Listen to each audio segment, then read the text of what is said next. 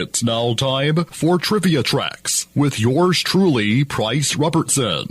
This edition of Trivia Tracks is brought to you by Beth Smith at Edward Jones and by ProMed Ambulance Services. Affectionately known to wrestling fans as Good Old JR, Jim Ross has been labeled the greatest wrestling commentator of all time. He is best known for a long and distinguished career doing play-by-play work for the WWE. Born in Fort Bragg, California on January 3rd, 1952, Ross grew up in Westville, Oklahoma, where he was a star high school student in both academics and sports. He was nominated by Representative Wiley Sparkman to serve as a page for the Oklahoma House of Representatives. He then served as the treasurer for Oklahoma Boys State. For 18 years, Ross officiated high school and college baseball, football, and basketball games in Oklahoma. While at NSU, he has spent some time commentating on college radio, which caught the attention of the NWA Tri-State Territory. Ross was then brought on to fill in for an announcer who was unable to appear at one event. After his arrival in the promotion, Ross first worked as a referee starting in 1974. In 1977, he transitioned to the promotion's broadcast team.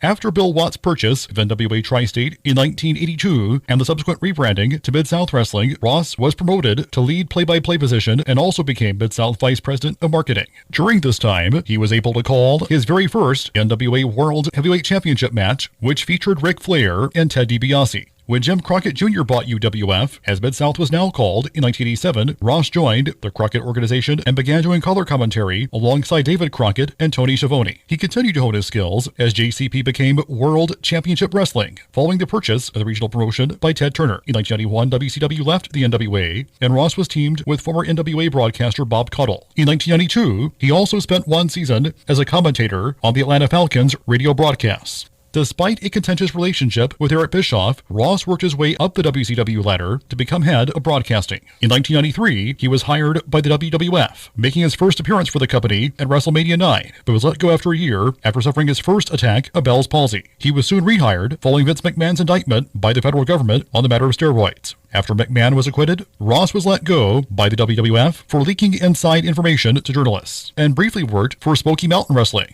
The WWF rehired him once again in December 1994. During his tenure with WWE, Jim Ross was widely regarded as the voice of the company, particularly during the Attitude Era of the late 1990s and early 2000s. In 2013, the WWE ended his relationship with Ross after 20 years. From 2015 until 2018, he called matches for New Japan Pro Wrestling on AXS TV. Between 2016 and 2019, he found work on the independent circuit and concurrently returned to WWE. In March 2017, Ross's wife Jan, who was introduced to her husband by Ric Flair, was involved in an auto accident, suffering serious head injuries. She was put on life support and died 2 days later. In the spring of 2019, Ross chose not to renew his contract with WWE and moved to AEW. He occasionally does play-by-play for boxing and mixed martial arts. He has been inducted into the WWE, NWA, and Wrestling Observer Newsletter Halls of Fame and has been honored by the George Tragos Thesz Professional Wrestling Hall of Fame twice. Outside of wrestling, Ross is known for his barbecue sauce and beef jerky brand, JR's Family Barbecue. He also hosts his own weekly podcast, Grilling JR.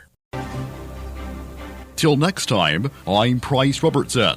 Amazed by today's trivia? Then join me for Trivia Tracks weekdays at 6:45 on Everybody's Country Y95.